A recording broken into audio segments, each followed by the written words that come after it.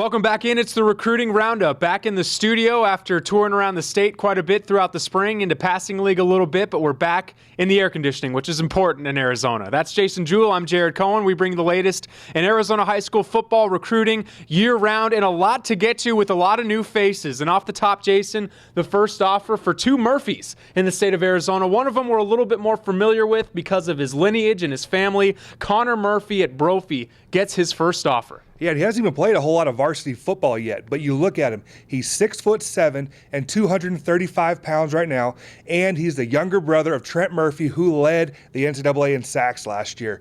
At Brophy right now is offered by Stanford, obviously where Trent played and was drafted in the second round.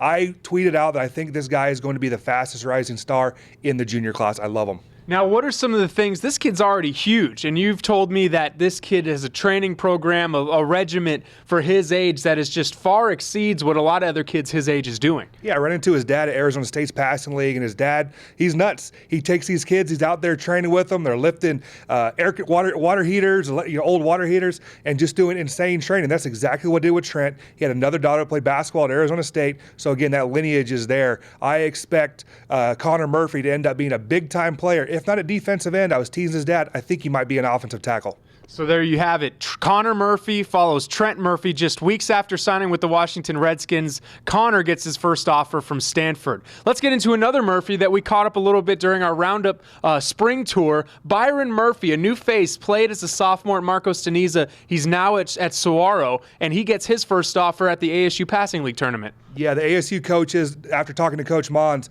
they were able to go out and watch him at a couple games and just spotlight him, and ended up offering the talented junior prospect. He's a guy, as a sophomore, was an all-section player at Marcos Teniza for Coach Roy Lopez, but transferring over after Lopez leaves to Mesquite to Saguaro, and Mons thinks he's a lockdown corner.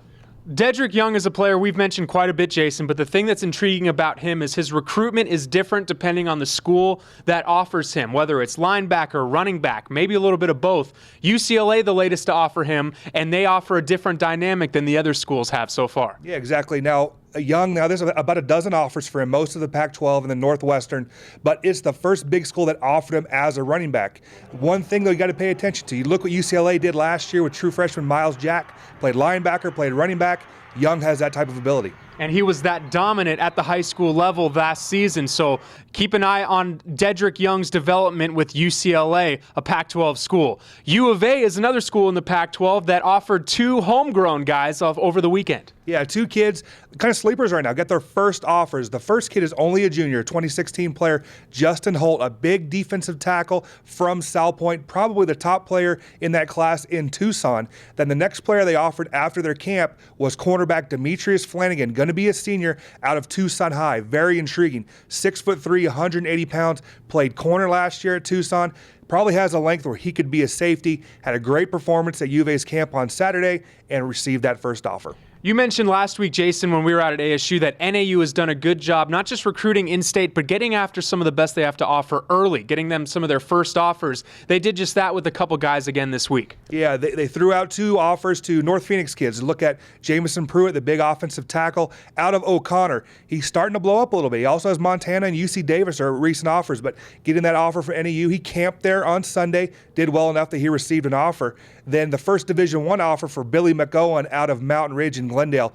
NAU also camped there and did very well. Not his first offer, though. Let's give some love to Arizona Christian. They were the first to actually offer him a scholarship. And when we mention NAU, we also have to mention Montana, who, as Montana's rival, NAU has improved their football over the past few years in their program by recruiting Arizona better. Montana is trying to do something similar. They, yet again, got in and offered one of Arizona's best. Yeah, Montana, you mentioned it, is doing a better job of recruiting in the state. They have two coaches that came down here in spring evaluation period to recruit down here. They offered Nathan Eldridge, a guy that's a defensive tackle, but I think at the next level will be an offensive guard, and I think he has BCS offers coming at the guard position. And finally, a school that I caught them at Mountain Point. We've seen them around town quite a bit the last couple of years. UC Davis has kind of created a niche in Arizona as well. 3 more offers to players from UC Davis this week. Yeah, they last year did a good job getting some very good players that people really weren't on, but they're trying to do the same thing again this year. They were the first first to offer Michael Peoples, the big defensive lineman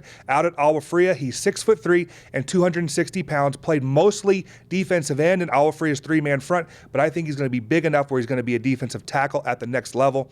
Then Brett Tons, a Centennial, another player that's played defensive end for the Coyotes, probably a defensive tackle at the next level, also has an offer from Air Force. And the guy we talked about last week that has an offer from, seems like everybody that's come through, Nick Carmen, the O-tackle out of Mountain Point, was offered by Davis as well. So that's it for this week's edition of the Roundup. Passing League is going on. That means new players emerge, sleeper prospects that get on colleges' radars, and we'll be the first to have them over the course of the summer. It's a busy time as spring Passing League tournaments are in full swing. That's Jason Jewell. I'm Jared Cohen. This has been the Recruiting Roundup on Sports360AZ.com.